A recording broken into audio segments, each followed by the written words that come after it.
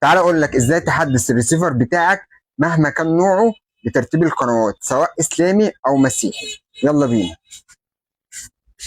اول حاجه بيكون معاك فلاشه عاديه مهما كان مساحتها، بتوصلها في الجهاز كده. الخطوه اللي بعد كده بتخش على جوجل، بتكتب ملف قنوات صن بلس، تدوس انتر. المرحله اللي بعد كده بتخش على ملف القنوات بتاع مصراوي سات، ده بتعمل عليه ايميل مجاني. لو هو طلب منك الايميل بتنزل بتشوف احدث ملف قنوات، يعني مثلا هنا 5.2 وهنا 26.1. هنخش على 5.2 على كلمة ملف صن بلس. المرحلة اللي بعد كده هننزل اهي كل الملفات عربي وبعد كده مسيحي وهكذا. هننزل اول ملف اللي هو مثلا العربي الاسلامي، هو كده نزل.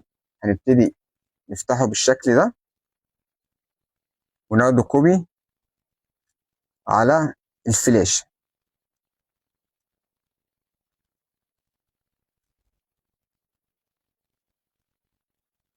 ابتدى تحمل معانا، هناخد الفلاشة بتاعتنا بكل سهولة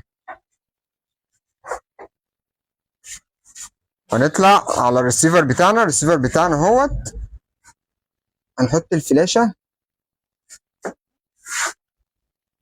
وبعد كده بالريموت بتاع الفلاشة، بالريموت بتاع الريسيفر هنبتدي نخش على الضبط او الابديت.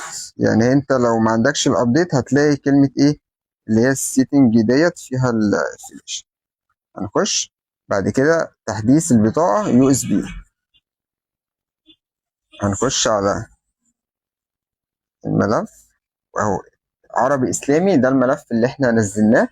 هنخش عليه وهندوس ايه عليه بالطريقة دي. خلال ثواني هتلاقيه حدث معاك بكل سهولة، والقنوات نزلت لك بالترتيب وبكل الترددات بتاعتها الجديدة بالمنظر ده كده. كل اللي انا بعمله ده خطوة بخطوة. الغرض مش ان انا بعمل كده عشان كل الناس تعمل، في ناس ما عندهاش حد يحدث لها الجهاز جنبها فبتسهل عليها ايه الدنيا. بالطريقة ديت الملفات كلها نزلت بالترتيب بتاعها بأحدث الترددات بتاعتها وبكل سهولة. لو عندك أي استفسارات عن الريسيفر أو التحديثات اكتب لي في الكومنتات.